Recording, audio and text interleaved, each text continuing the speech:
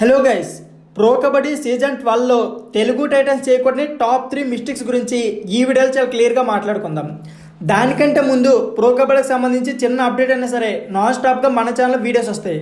So ఆ videos miss కాకుండా ఉండాలనుకుంటే మాత్రం మన ఎల్ఫై స్పోర్ట్స్ ఛానల్ని సబ్స్క్రైబ్ చేసి రెడీగా ఉండండి. అంతేకాకుండా ప్రో కబడ్డీలో మీ ఫేవరెట్ టీం అయితే కామెంట్ బాక్స్లో కామెంట్ చేసేయండి.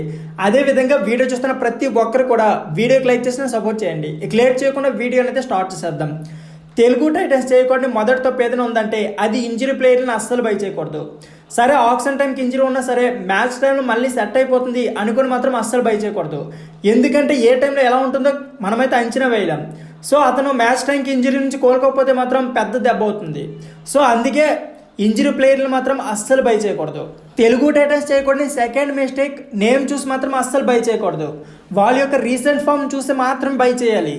పెద్ద ప్లేయర్ తక్కువ కాస్ట్కి వస్తున్నారని బై చేస్తే మాత్రం ఆ టీంని ఘోరంగా ఫెయిల్ అయ్యే ఛాన్స్ అయితే ఉంది. ఇకపోతే ఈ ఆప్షన్లో చాలామంది యంగ్ టాలెంటెడ్ ప్లేయర్లు అయితే వస్తున్నారు.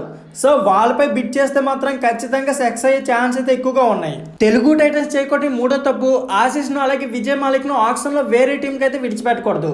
వారిద్దరిని ఎలా అయినా సరే ఈసారి ఆప్షన్లో మాత్రం ఖచ్చితంగా వారిద్దరిని బై చేయాలి. ఒకరిని ఎఫ్బిఎం కోడ్ యూజ్ చేసి ఇంకొకరిని ఆప్షన్పై ఎంత బిడ్ వేసినా సరే ఇద్దరిని మాత్రం ఖచ్చితంగా టీంలోకి తీసుకుంటే బాగుంటుంది. వీరిద్దరితో పాటు ఇంకొక స్టార్ రైడర్ని తీసుకుంటే మాత్రం ఆల్మోస్ట్ తెలుగు టైటన్స్ పవన్ శరవత్ లేకపోయినా సరే వీరిద్దరు ఏ రేంజ్లో పర్ఫార్మెన్స్ చేస్తారో ఆల్మోస్ట్ మనం చూసాం. టీం అయితే 100% అయితే సెట్ అయిపోతుంది. సో ఫ్రెండ్స్, ఇదే వీడియో. ఈ వీడియో నచ్చితే please like share and subscribe my channel. Thank you for watching. ఇకపోతే థర్డ్ రైడర్ కోసం తెలుగు టైటన్స్ ఎవరిపై వెళ్తే బాగుంటుందో ప్లీజ్ మీ అభిప్రాయాన్ని కామెంట్ బాక్స్లో కామెంట్ చేసేయండి.